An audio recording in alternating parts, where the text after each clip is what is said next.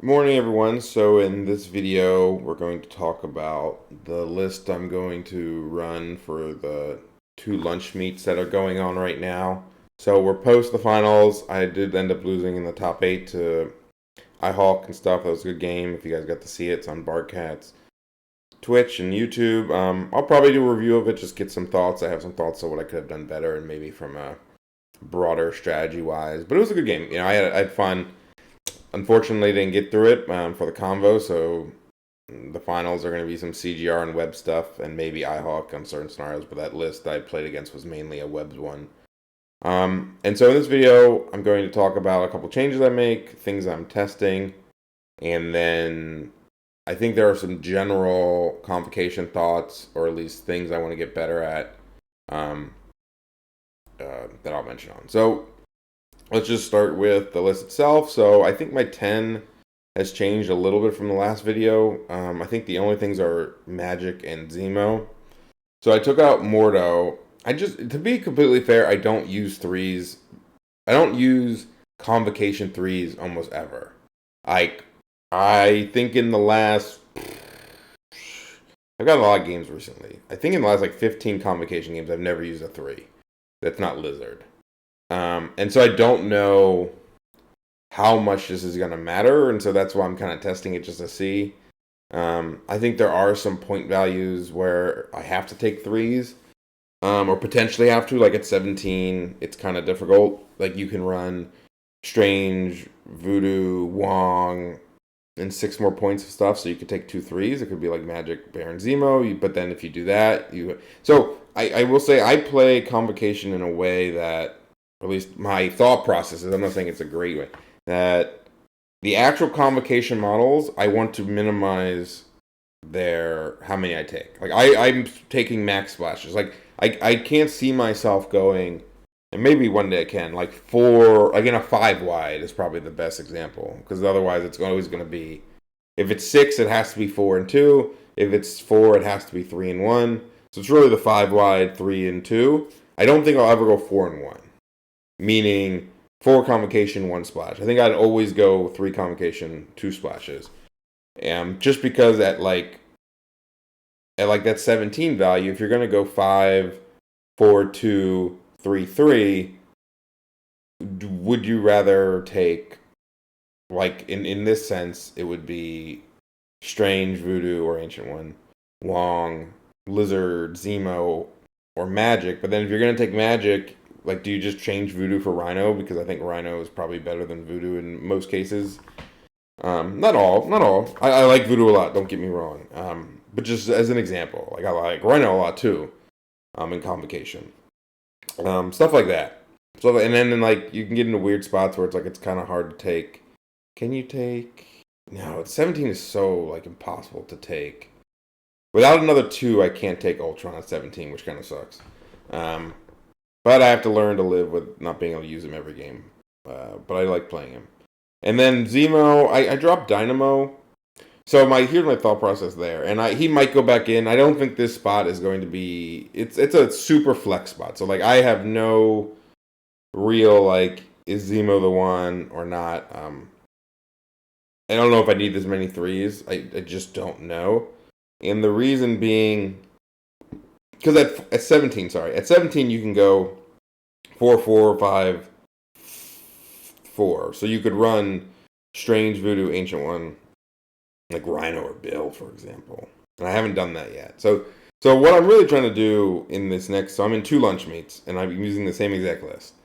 What I'm really trying to do is test some things and force myself to do some stuff. So when you're in like a little bit more, like in the finals, I didn't want to go too crazy, right? Like I didn't want to, even though I put some stuff, I didn't want to play Ancient One. Like I think in the last game, Ancient One would have been probably better than Voodoo, just because it was, I could have played Voodoo better, but she would have been fine on the Cosmic Portal one. But I've never played her, and I didn't feel comfortable playing her without ever, So one like example is I want to force myself to play more Ancient One, even if it's not the greatest scenario for her, because I think if I don't put her on the board and see what she can do, I'll never know when to use her, and so you kind of just have to force yourself to do it. Like And since I use Voodoo, and she's an easy one to force in because I use Voodoo all the time, it's just easy to say, all right, even unless it's like cubes or some hammer stacking crap, just put Ancient One in and see what she does. Just see how she does and say, oh, what I would have preferred. I don't steal that much with Voodoo right now because I take Rhino a lot, and the way I play, I just don't need to steal a ton. Now, I do steal, but you can also steal by killing people. And she has a couple cool things you can do on certain maps, like Scoundrels and stuff, that I'm kind of curious to try. Again, like I said, Magic and Baron Zemo were for Baron Mordo and Crimson Dynamo.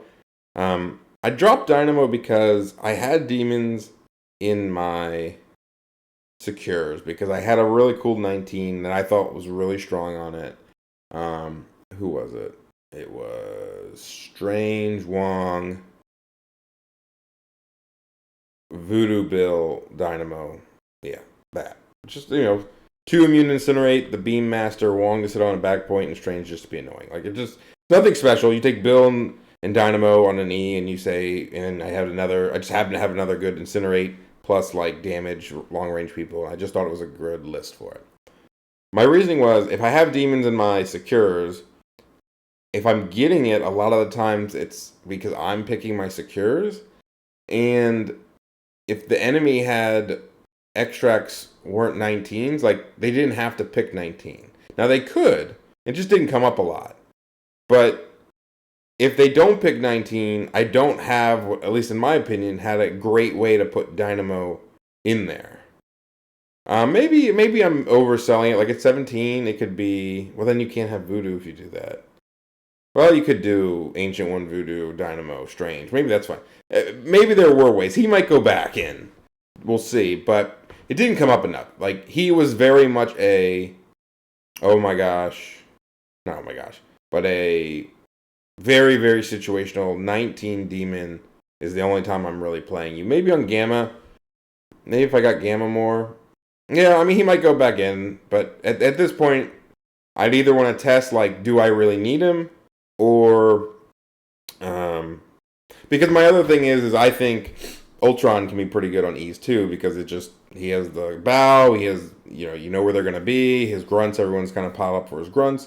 So he's 5 threat, I like playing him more. Maybe he's my answer, and then I fill the slot. And it really depends on, because the reason like that extra 3 came in is when I play 18, is it 18? I think it's 18.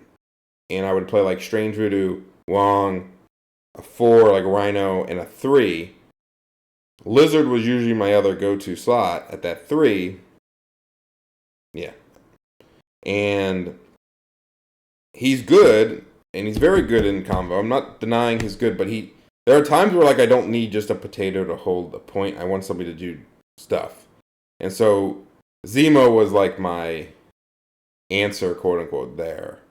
But it also like brings up, like, if I really feel like Voodoo, I think it could be a 4 too. Like, if I really feel like Voodoo is,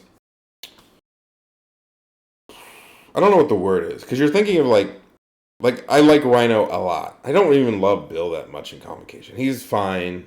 I don't really like him to do eyes play. So I guess if I do like aggressive other things, he's good. But like, look at the situation I just talked about. I could take, maybe this is too weird to go into, but if I take Magic instead of Voodoo at 18, 18 is a good example.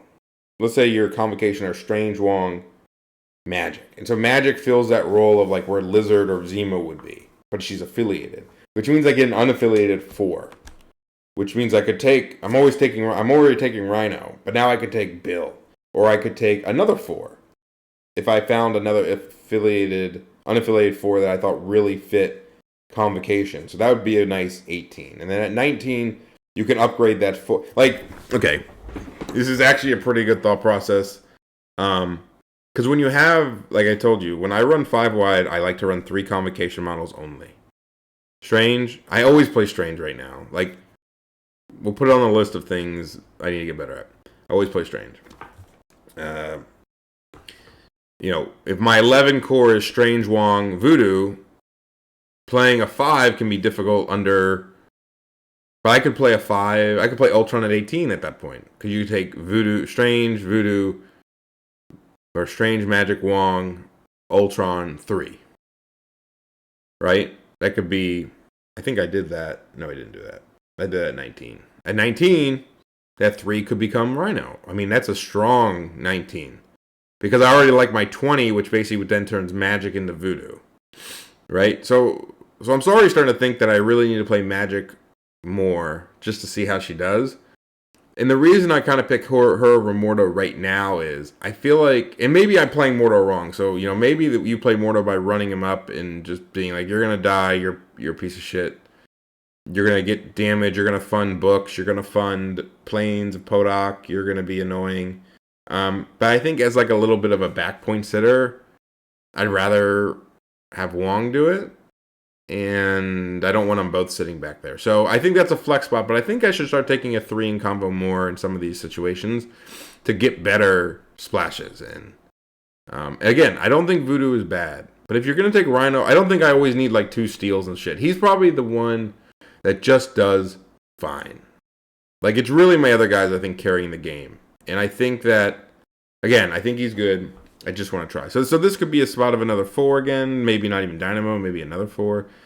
Zemo, he charges. He has 4 Mystic. Listen, I do like people that are good with bumps. I do like people that have solid Mystic defense depending on who they are. Like, I don't give a shit that Rhino's a 2. I don't go all in on the car. Like, I don't need people that have Mystic attacks. I don't even like playing Plains of Podok that much. I forget to play it.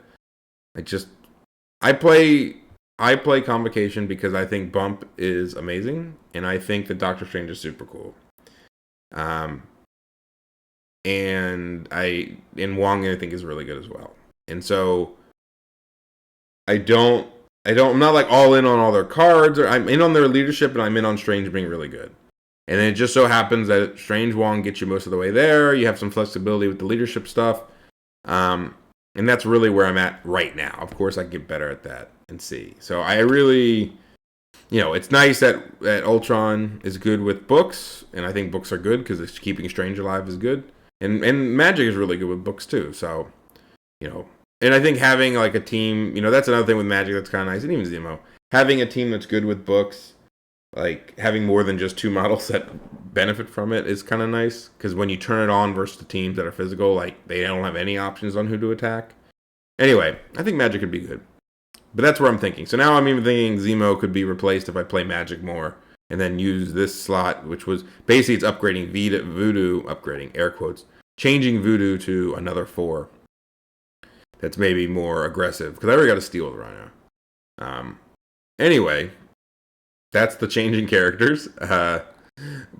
Cards, I think it's pretty much the same. I put Bane back in. I didn't have it for the last game because I was like, I'm not going to play it. I'm going to play it. So you'll notice I took Glory of Ultron and not Age of Ultron. And I'll be completely honest with you. I think Age of Ultron might not be the card I play. I'm testing it now. So I'll call it limit testing. But it is kind of limit testing, because I think Age of Ultron is one of those cards that if you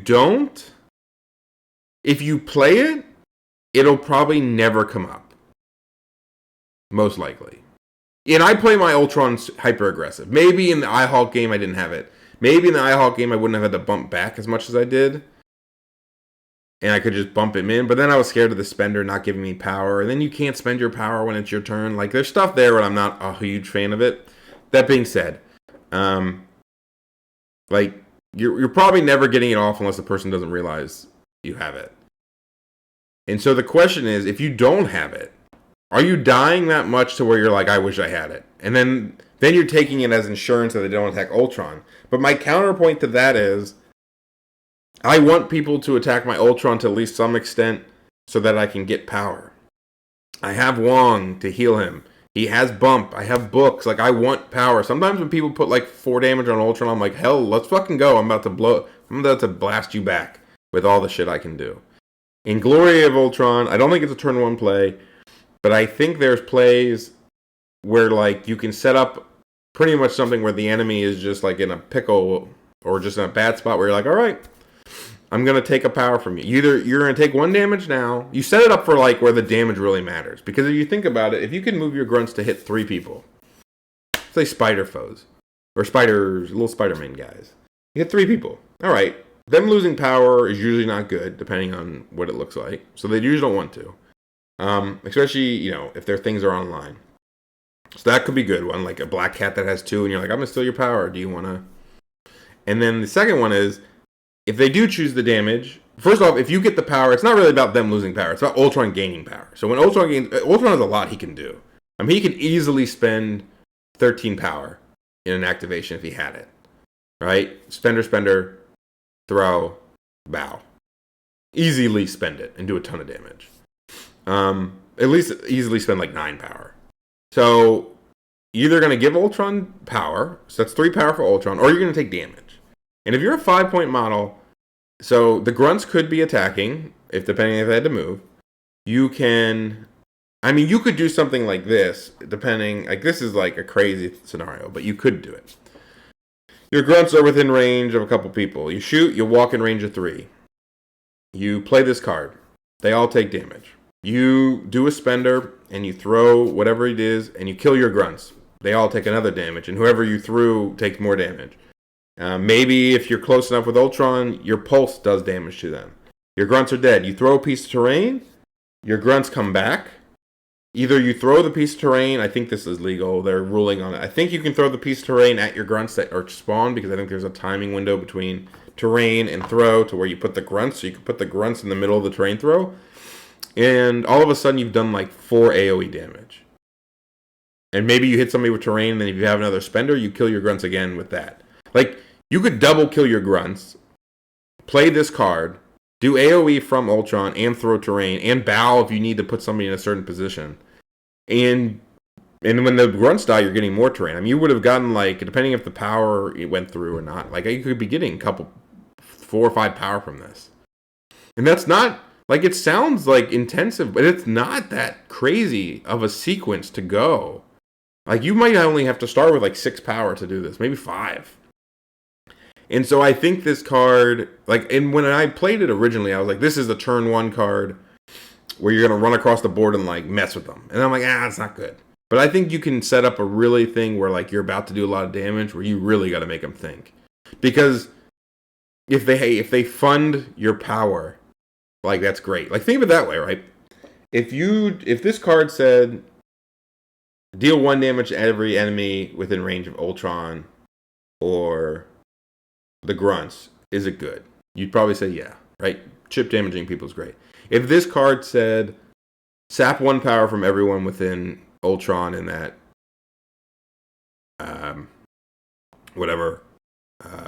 he gains that power. I mean, that's like easy to set up like 3 power for Ultron.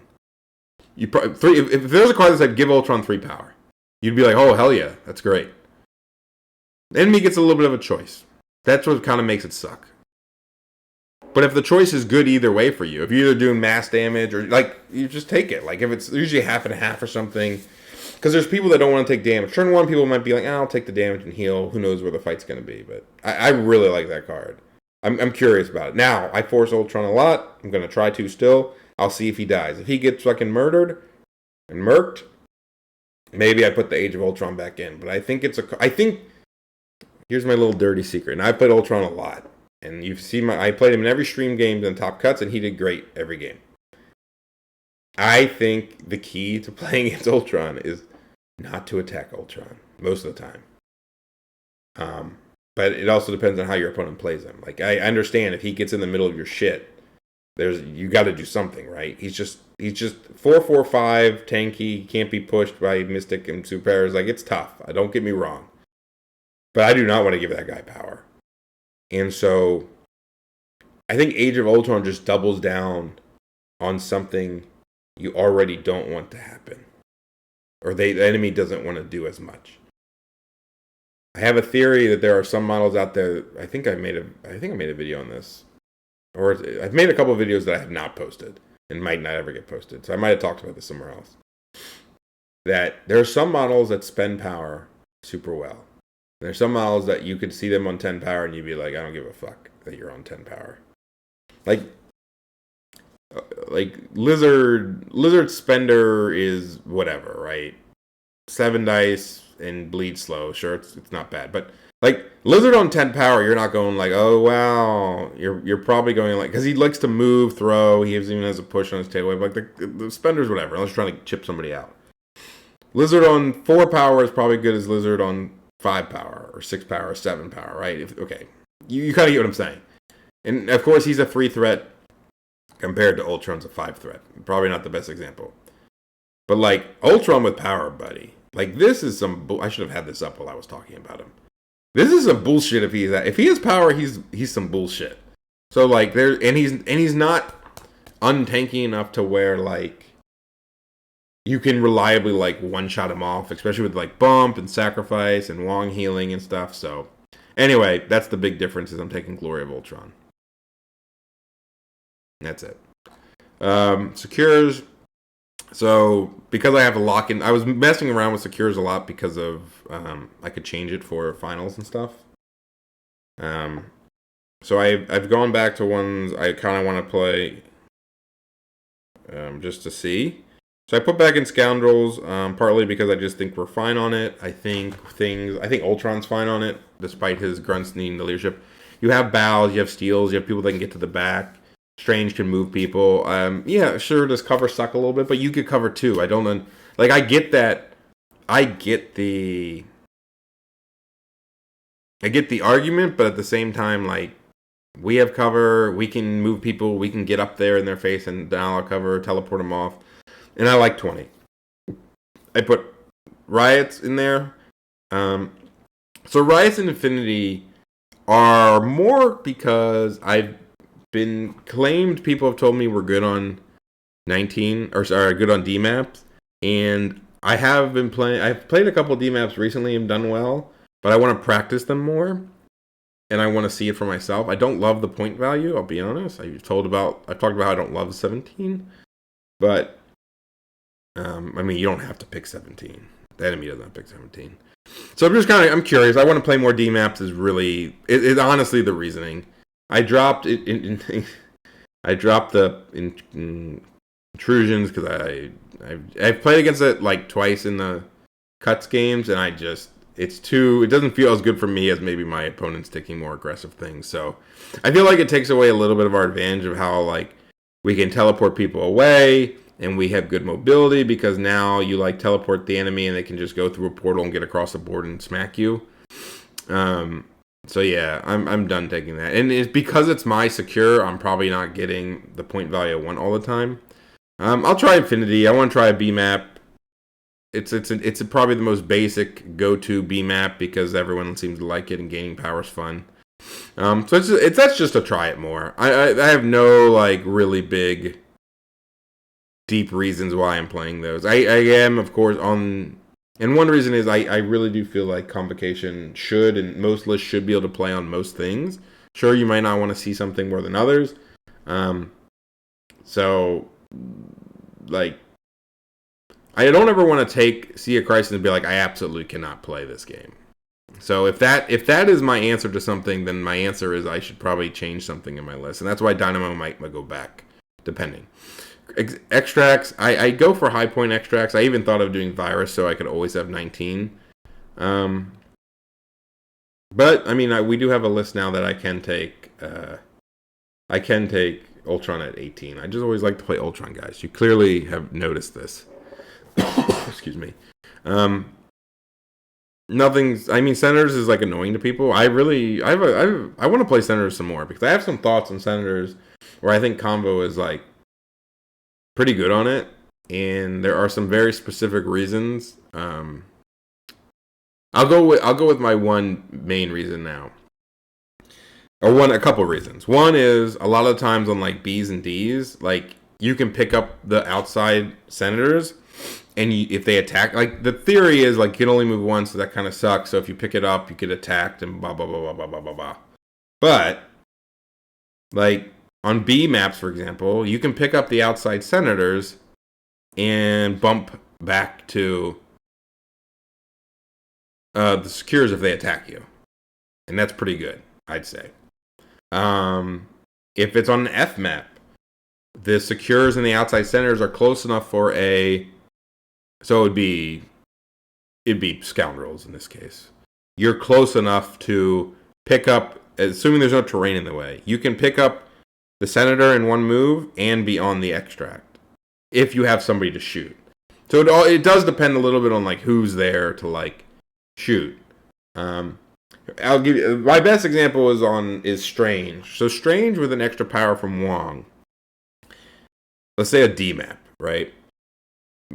Give Strange power, sit him across from a senator, move Wong to the back D. If the enemy picks up their D across from Strange, and it depends on priority, activation order, sure, lots of things.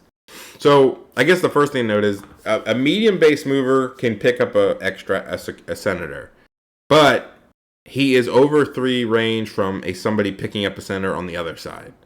So if you have a 4 range attack like Ultron, you can threaten the other senator.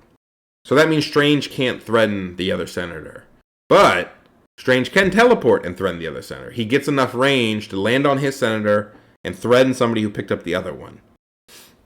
So that means now you won't have power. But if somebody picks up the senator on the outside of you, you can teleport to your senator, attack them. Good chance you get a power. If you get the power, you can pick up your senator and move to a side D, for example. So now you've picked up a senator, got an attack off, and you're on a D. Or you can, if you don't get the power, you just double tap whoever's across from you.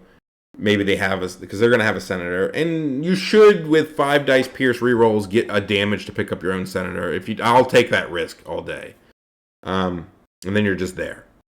Something like Bill is pretty good at running across and just stealing theirs because you can bump. I mean, a big thing is like, I think people want to do all these weird like super safe like senator shit, and I'm just like, people have to grab their own senators, and unless every single one of their models are medium base movers or long movers that can get to them in one go and have a range attack that's strong enough to get you, like, you're not being blown off the board. There's also secures you have to get to. Like there's a lot of times where like throwing an attack on somebody is not as like, you're so scared that they're going to do something, and you realize, if I pick up their senator, I'm not in range 3 of them. So they're going to have to move to attack me, and I have bump, and I'm like Bill or something, and I'm like, fuck it, I don't care. They're going to waste so many actions that, are they even going to get you? Hell, you could set it up so you can bump to their side B. I think I have to do the math. I know you can get to a B with a bump. I don't think you can get to a D. I think a D is a little too far, even if you're on the way side. So just shit like that. Like, you run up Blizzard and take theirs. And you're like, all right. Are you going to waste a bunch of attacks on fucking Lizard? Maybe you do. Maybe you don't. Anyway, I think Senators is good. I think it confuses people. Scrolls, I just like it because if people pick their secures all the time, I get to play 20 and then I get to play my cool Ultron list.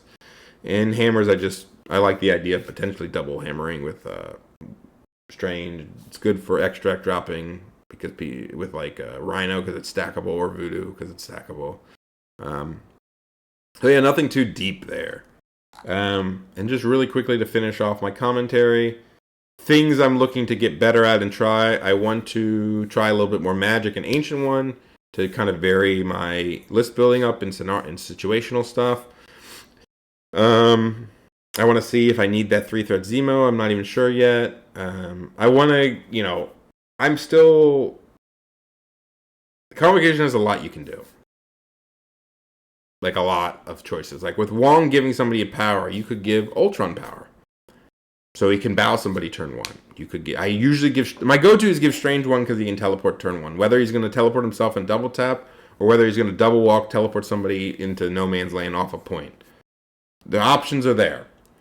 I think there are... I mean, if you take Bill, you could give him a power, and then all of a sudden your throw's on turn 1. And if you're going to do that, that's very similar to what Strange does anyway with his double walk teleport. You could give it to Zemo to do his shit. You could do it to Ancient One so she has 3 power, so she could walk, place, pick up an extract. I mean, it's not as safe. Well, I guess that's a safe extract, but you wouldn't be able to do it until turn 2, so you might not have a chance. But it's there, for example. Like, there's other things you can do with Wong giving power, and there's also other people you can teleport with Strange. Like, I very rarely teleport somebody that's not Strange himself. And that's because I like to go last with Strange and see where people are to set them up for next turn. But I think there's plays where you teleport somebody that's not Strange, like Ultron, and just say, we're going, boys. So I'm not. I know the plays are there. It's not that I don't do them. I don't do them. I don't think I think about them, but I kind of stick to like because I'm focusing on learning other things. I've kind of said let's make it simple. Let's kind of do what I know to do. And I'll do more creative things like in the middle of the game, but in the very like opening turn stuff. Also, I never flip the leadership. I do think there are moments too. Maybe in my style, it's a little bit less interesting because the reroll for attacking only works on Mystic, and I don't like load up on everybody's Mystic attacks. But I do think there are times where like fuck the bump, I need to attack. I don't think it's a ton, and my advice to newer Convo players is like for your first like 20, 30 games, like if you never flip the leadership, you're probably lowering your win chances by like I'm gonna make up a number like your win percentage like 0.1%, like 0.5% maybe. Like there's probably very few moments that it's like so clearly cut you should have done this that it matters. And then just play a different variety of models, get a feel for them. I already know I like Strange. I already know Wong is good. I know Voodoo's still good. I know Rhino's good. I know I like Ultra Hunt. Ultron's really good. I love Ultron. Ultron's just a model I wish I could play every game right now. And so I'm really trying to force him every game. If you haven't noticed, so we're working on that.